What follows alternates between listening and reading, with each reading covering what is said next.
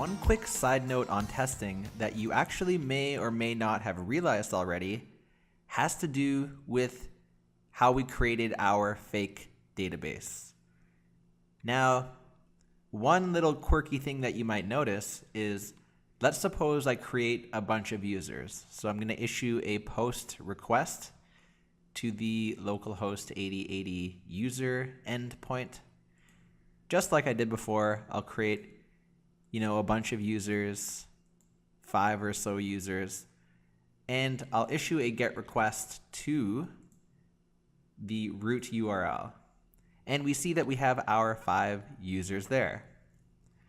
But now, anytime that you make a code change, let's say I were just to do something simple like add a comment saying this is a comment, what actually is going to happen is, because NodeMon is running and it realizes that a change has been made, it's actually going to restart our server, as you can see here, and listen again on port 8080.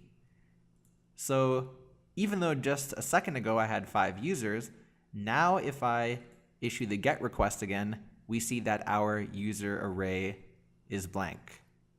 So when we actually set up our Mongo database, that's going to allow us to have a real database and this issue won't happen anymore.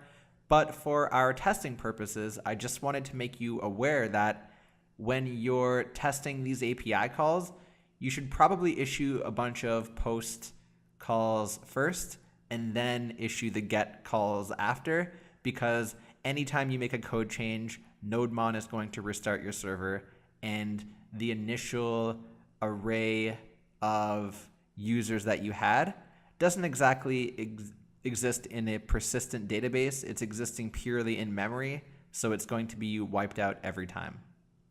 All right, that's it for this side note, and I'll see you in the next lesson.